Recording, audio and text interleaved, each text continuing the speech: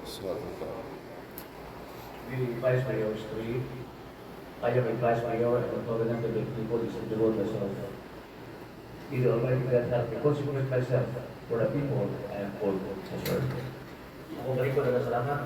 Welcome to this regular manifestation. morning. For business, Madam Secretary, can we call the roll to it remain existence of quorum for this morning's session? Present. Present. Okay, thank you for the complete attendance for this morning's session. Held last the 22nd day of this month. Can we go over or manifest observation or something to change as to the content of the minutes? Ready to move. There is a motion now of the adoption of the draft minutes of the session held last the 22nd day of August. Any second to the motion raised by the Honorable Felix Kudri. This is duly seconded by the Honorable Rodriguez.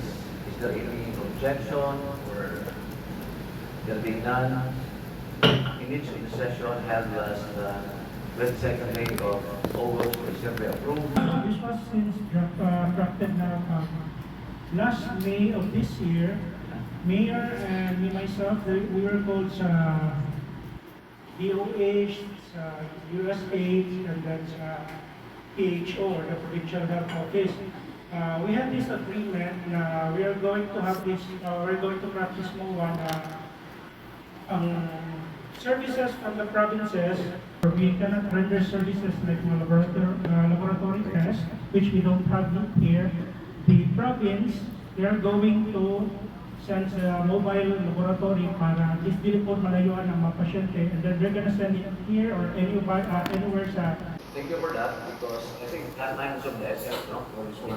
Regarding the notice of removal of sea crabs owned by the physical of Sunrise Village Tawala in the coastal area of the property of Panglao Bay Revere. Yes. I don't know if at this time, considering the limited resources of the In that light po, when I made this, drafted this ordinance, it was before our what do you call that? Ella.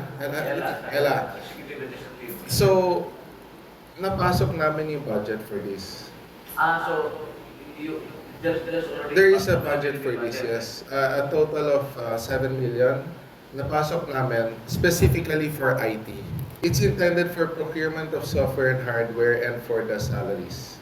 for the salary. For the salaries of everyone. Selecting the people, especially the head. And then the IT head, based on his experience and knowledge, will now select the individuals under him. And it already has the equipment suggested for this division, which I designed.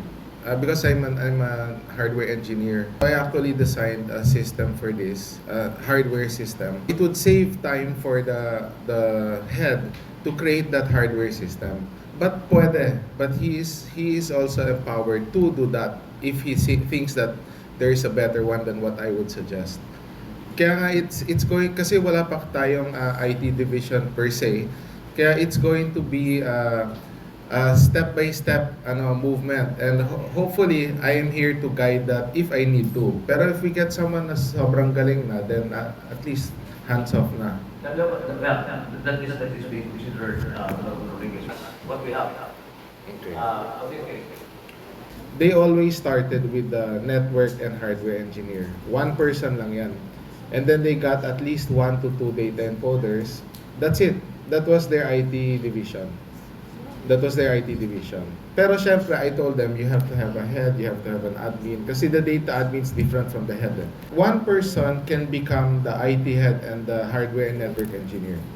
But the data administrator is something else. So this will need to be further discussed Yes. in committee meeting. I will set a committee meeting with PESO, and I can discuss this with Mr. Inar. Okay. Mr. Chair, Okay. Sorry. my comment, Mr. Chair, is that I sure. would Okay. like to discourage the practice of having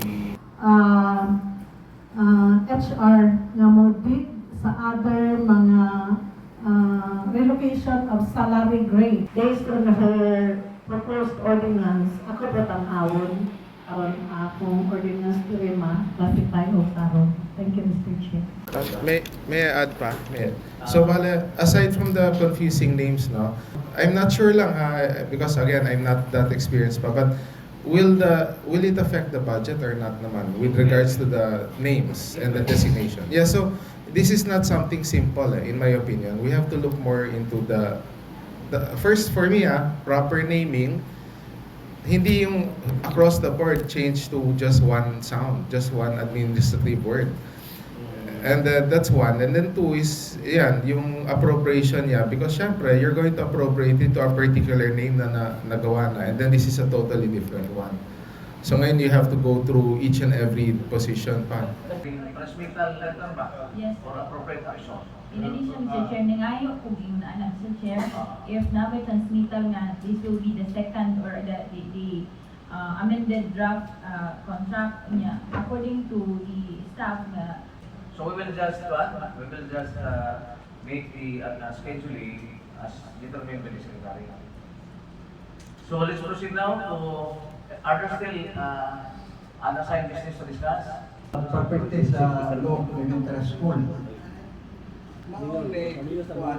Wing saksi nga 1941 na-approve ng municipality o Panglao na tag-iza anak March 1, 1941.